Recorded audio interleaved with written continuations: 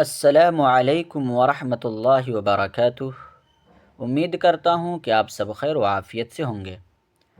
آج کا ہمارا سبق ہے علامات وقف، یعنی رکنے کی نشانیاں، ٹھہرنے کی نشانیاں۔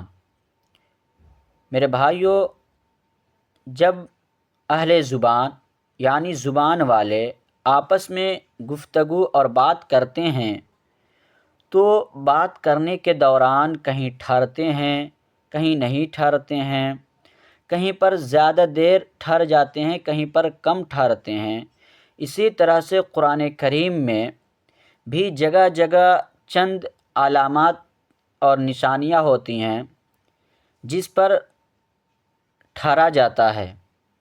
تو قرآن کریم میں جو نشانیاں اور علامات ہیں اسی کے بارے میں ہم لوگ آج کے سبق میں پڑھیں گے کہ کس نشانی پر، کس علامت پر کتنی دیر ٹھہرنا ہے اور کہاں پر نہیں ٹھہرنا ہے۔ تو آپ سبق میں آخر تک بنے رہیں۔ دیکھیں یہاں پر لکھا ہوا ہے تختی نمبر 26 علامات وقف، یعنی وقف کرنے کی نشانیاں۔ یعنی قرآن پاک پڑھتے پڑھتے کس طرح کہاں ٹھہرے اور کہاں نہ ٹھہرے، اس کے لیے نیچے لکھی ہوئی علامات قرآن مجید میں جگہ جگہ بنی ہوتی ہیں۔ اس کے موافق وقف کریں، یعنی اس کے موافق ٹھہریں۔ تو آپ قرآن جب دیکھیں گے تو کہیں پر اس طرح سے گول لکھا ہوتا ہے، کہیں پہ اس طرح، کہیں پہ اس طرح۔ تو آپ کو کہاں پہ ٹھہرنا ہے، کہاں پر نہیں ٹھہرنا ہے، اس کے بارے میں اس سبق میں آپ کو بتایا جائے گا۔ دیکھیے جہاں پر یہ گول نشانی ہو اس کو آیت کہتے ہیں، اس علامت کو آیت کہتے ہیں۔ یہاں ٹھہرنا چاہیے، ٹھیک ہے۔ اگر گول نشانی ہو تو وہاں پر آپ کو ٹھہرنا چاہیے، اسی کو ہم لوگ آیت کہتے ہیں۔ پھر کہیں پہ اس طرح 5 کی طرح بنا ہوا ہوتا ہے، یہ مثل آیت کے حکم کے ہے، یعنی اس کا جو حکم ہے آیت کا، اس 5 کا بھی، اس 5 جو بنا ہوا ہوتا ہے اس کا بھی وہی حکم ہے، یہاں بھی ٹھہرنا چاہیے۔ اور کہیں دیکھیں گے آپ میم بنا ہوا ہوتا ہے، یہ وقف لازم کی علامت ہے، اس پر ٹھہرنا ضروری ہے۔ یہاں پر جہاں پر بھی میم بنا ہوا ہوگا وہاں پر ضرور ٹھہرنا ہے، ورنہ معنی میں امکان ہے کہ کچھ ہو سکتا ہے۔ یہ طا، کہیں پر آپ دیکھیں تو بنا ہوا ہوتا ہے، وقف مطلق کی علامت ہے، اس پر بھی ٹھہرنا چاہیے، ٹھیک ہے۔ اور کہیں پر جیم بنا ہوا ہوتا ہے، یہ وقف جائز کی علامت ہے، یہاں ٹھہرنا بہتر ہے، نہ ٹھہریں تو کوئی بات نہیں ہے لیکن ٹھہر سکتے ہیں۔ پھر کہیں پہ زا بنا ہوا ہوتا ہے، یہاں ٹھہرنے کی اجازت دی گئی ہے، یہ صرف اجازت دی گئی ہے لیکن نہ ٹھہریں تو بہتر ہے۔ کہیں پہ صاد بنا ہوا ہوتا ہے، یہاں ضرورت کے وقت ٹھہر جائے تو رخصت ہے۔ اگر مانتے ہیں کہ پڑھتے پڑھتے آپ کی سانسیں رک گئیں اور آگے پڑھنے کی اب سکت نہیں ہے تو آپ یہاں صاد پر بھی رک سکتے ہیں، اجازت ہے۔ پھر کہیں پہ قاف بنا ہوا ہوتا ہے، بڑی قاف، یہاں ٹھہرنے میں کوئی حرج نہیں، آپ ٹھہر سکتے ہیں۔ اسی طرح سے یہ چھوٹی قاف ہے، اس کا مطلب یہ ہے کہ پچھلی آیت میں جو علامت آ چکی ہے وہی یہاں بھی ہے، وہی یہاں بھی ہے۔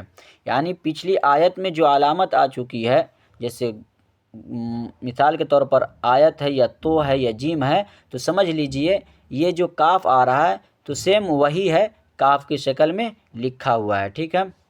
اب کہیں آپ دیکھیں گے میم عین لکھا ہوا ہوتا ہے، یا اس طرح سے 3 نقطے ہوتے ہیں، ٹھیک ہے۔ یہ معانقہ کی علامت ہوتی ہیں، 2 جگہ 3 نقطے لکھے ہوتے ہیں، ان میں سے ایک جگہ ٹھہرے اور ایک جگہ ملا کر پڑھے۔ جب آپ دیکھیں گے عین لکھا ہوا، میم عین لکھا ہوا ہوگا تو اس کے آگے یہ 3 نقطے 2 جگہ لکھے ہوئے ہوتے ہیں، تو پہلی جگہ جو ہوگی وہاں پر آپ ٹھہر جائیں اور دوسری جگہ آپ ملا کر پڑھیں۔ اسی طرح سے قاف فا قف، یہاں ٹھہر جائے تو کوئی حرج نہیں، یہاں ٹھہر جا سکتے ہیں، قف۔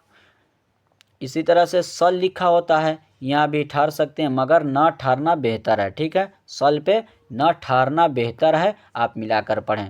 اسی طرح سے صلا لکھا ہوتا ہے، صاد لام کھڑا زبر لا، صلا، یہاں ملا کر پڑھنا چاہیے، یہاں پر ملا کر پڑھنا چاہیے، یہاں پہ نہیں ٹھہرنا چاہیے۔ اسی طرح سے لام الف لکھا ہوتا ہے لا، یہ علامت کہیں آیت پر ہوتی ہے، اگر آیت پر ہو تو اس پر ٹھہرنا جائز ہے، اور جہاں عبارت کے درمیان لا ہو وہاں ٹھہرنا جائز نہیں۔ مثال کے طور پر آپ دیکھتے ہیں کہ گول آیتیں بنی ہوتی ہیں، اس پر لا لکھ دیتے ہیں، تو آیت اگر ہو گول آیت تو اس کے اوپر لا ہو تو وہاں ٹھہرنا جائز ہے، وہاں ٹھہر سکتے ہیں۔ لیکن آپ قرآن پڑھ رہے ہیں اور پڑھتے پڑھتے جملے میں سینٹینس میں بیچ میں لا آ جائے تو وہاں نہیں ٹھہرنا چاہیے، ٹھہرنا جائز نہیں ہے۔ اسی طرح سے سین یا سکتہ لکھا ہوتا ہے، ٹھیک ہے، یہاں تھوڑی دیر آواز بند کرے مگر سانس نہ ٹوٹنے پائے۔ جیسے آپ پڑھیں گے کلا بل ران، بل رانا کے بیچ میں سکتہ ہے، تو یہاں پر جو ہے رکیں گے، کیسے رکنا ہے، سانس کو روک لیں گے، لیکن یاد رہے سانس ٹوٹنا نہیں چاہیے۔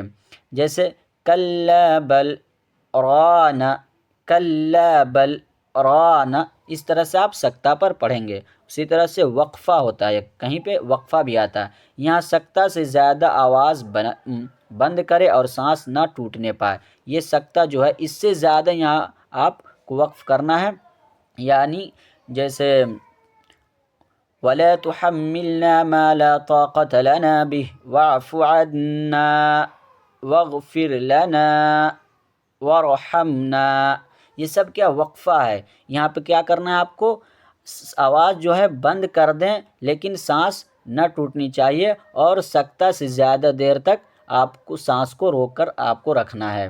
تو آج کا ہمارا یہ سبق ختم ہو گیا، اور نورانی قاعدہ اللہ تبارک و تعالیٰ کے کرم سے اور اللہ کے فضل سے مکمل ہو گیا۔ انشاءاللہ تبارک و تعالیٰ کل سے ہم لوگ اماں پارا پڑھیں گے، تو آپ ضرور اماں پارا والے اسباق ضرور پڑھیں گے، تاکہ آپ قرآن کو اچھی طرح پڑھنا سیکھ جائیں،